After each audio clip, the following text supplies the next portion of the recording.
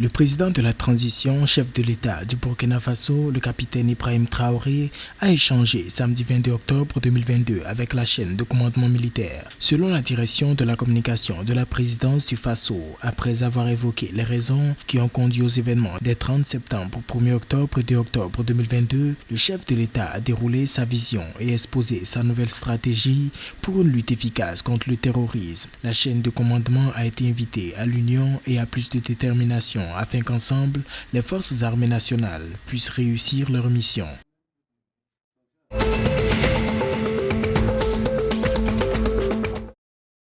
En Afrique de l'Ouest, l'entreprise australienne Perseus Mining exploite Edikan au Ghana et les mines d'or ivoiriennes Yaouré et Sissingué. Sur les 390 000 onces livrées par les trois actifs entre janvier et septembre 2022, Yaouré représente environ 230 000 onces. Les actifs de la production de la mine d'or Yaouré exploitée en Côte d'Ivoire ont baissé de 12% par rapport au trimestre précédent pour atteindre 111 469 onces. La compagnie minière Perseus vise pour l'année 2022 une production d'or d'au moins 500 000 onces.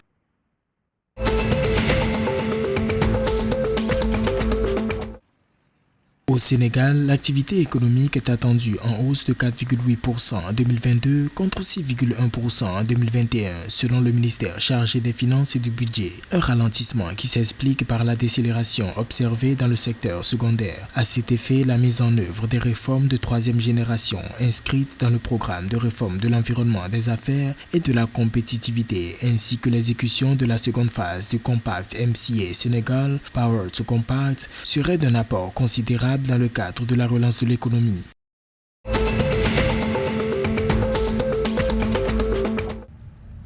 Un projet de construction de route transfrontalière Sokodé-Tchamba-Cambolais au nord Togo bénéficiera d'une garantie du Royaume-Uni s'élevant à 50 milliards de francs CFA. Cette garantie sera accordée par le biais de l'agence de crédit à l'exportation britannique UK Export Finance. Selon la ministre togolaise chargée de la promotion de l'investissement, Rose Kaimi Vedor, le projet s'inscrit dans le cadre du plan élargi d'infrastructures routières du Togo. Pour rappel, le pays a officiellement fait son entrée dans le Commonwealth des Nations ce jeudi 20 octobre 2022.